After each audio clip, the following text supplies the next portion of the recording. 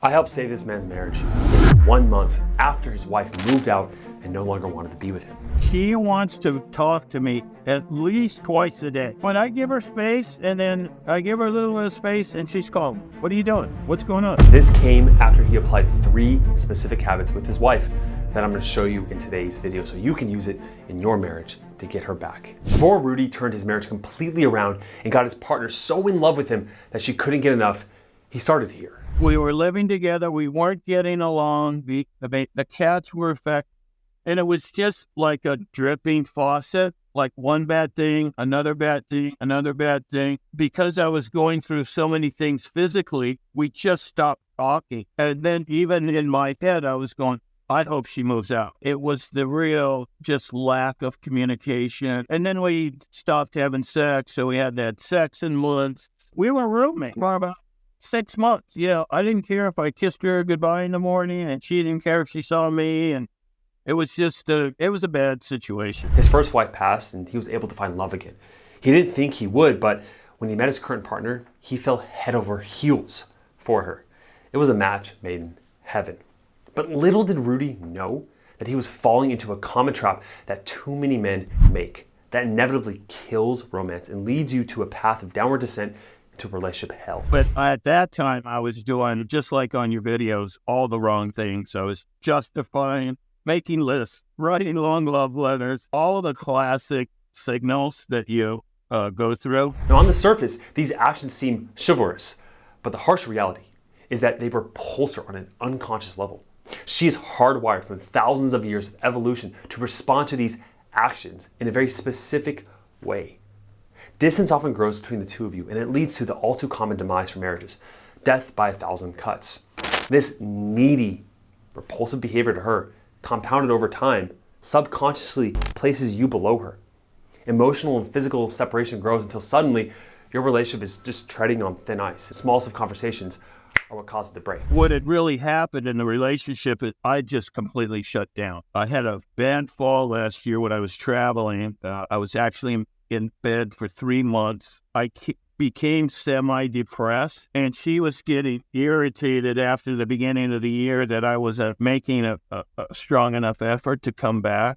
I'm training 5 to 7 days a week. I just shut everything down to where I was just working. And I wasn't paying attention to her, and I wasn't giving her my time, love, or attention. And then she started stonewalling me, which pissed me off. It just turned into a Mexican standoff, basically. When the marriage reaches this Mexican standoff, you're holding each other at figurative gunpoint.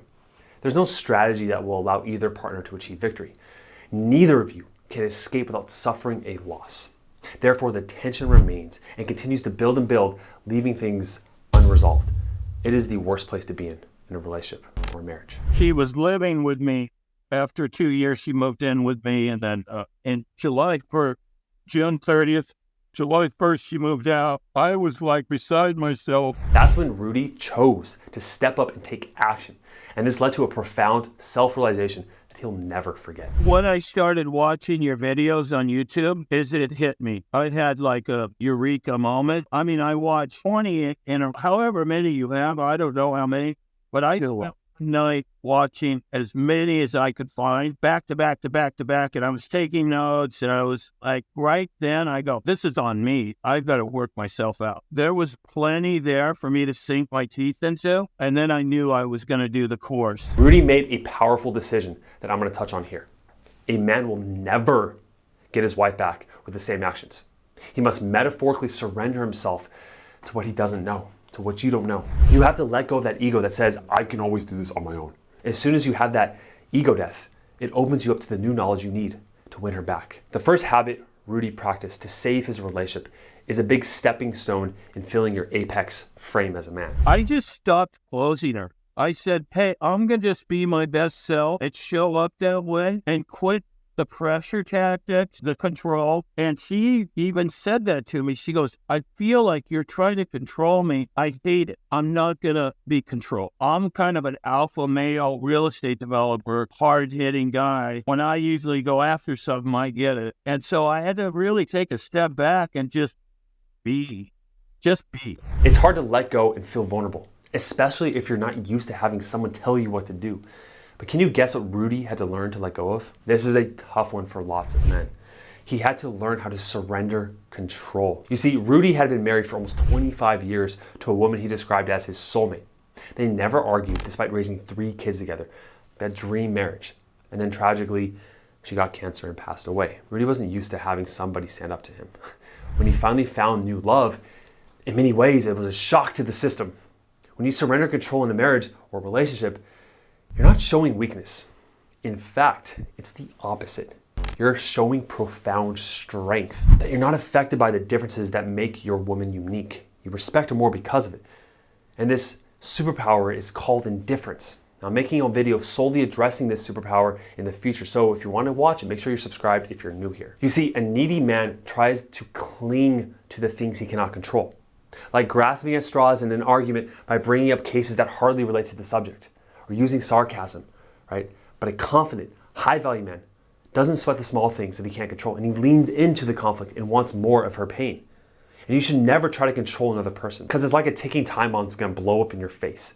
So once Rudy surrendered control, it brought incredible change in his partner. We had a wonderful day yesterday, came back home, watched a movie, then had sex. It was just a perfect day. And this doesn't mean you don't have to fight for what you want. Still be assertive. There's a lot of control a man can master, but in regards to himself, not in regards to her. You can only control your own thoughts, your own emotions, and your own actions, which all ties perfectly into the second habit Rudy used to win her back. This is something I learned from my near decade of experience as a licensed marriage family therapist. Rudy describes it perfectly right here. I was with Tamara kind of in a couples thing for a little while. When you're in couples, it's one person telling the therapist how messed up the other person is, and the other person telling the therapist or defending or telling them how messed up that person is. It's like the Cold War, right? You got 2 countries that want to be right, and then you have a third party that's supposed to be a judge. Doesn't work. He learned firsthand that traditional counseling, it doesn't work for most couples. This is because talking about the problems is negative by nature. What you focus on will continue to grow. Words become weapons and often turn into a metaphorical fistfight with the therapist playing as referee. I saw it all the time. Instead, what I do is that you need a solutions-focused approach grounded in positivity, finding solutions to the problems instead of focusing on them. Check out what Rudy absolutely did to crush this one. When she moved out, that actually gave me a chance to, re-clean the house, feel healthy again. I started training, and little by little, we just would go for a walk here and there. And I just metamorphosized back to the guy she started dating. And she said, I don't know what's happened to you, but whatever you're doing, you got to keep doing it. The key here is focusing on yourself, taking full ownership over your actions. When you make changes for the sole purpose of bettering yourself, when you become your focus and not her, you transform your mindset, and the gains are almost limitless. No one can take that away from you. You show ownership and courage and discipline. She can't help but notice and will be drawn to you as a man who can lead and protect her. Now, the final habit gets into more of this specifically. Yet again, Rudy says it perfectly. It was just about taking action, signing up for your course. I got a therapist to really figure out, the reasons I shut down. Started working out every day, like I typically do. Stop sending her, 2-mile text and 8-page letters and, all that BS. I really didn't know that the male energy, personality, how dominant that is in the relationship.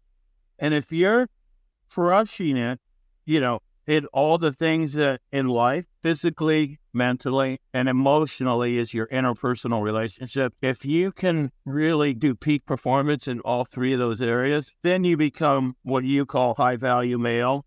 And by August, she said, I love you again. She called it our bad year. So forget about the bad year. Let's keep building on 1 bad year, 3 great ones. We have the future. And I'm just madly in love with her. You got to show determination and consistency.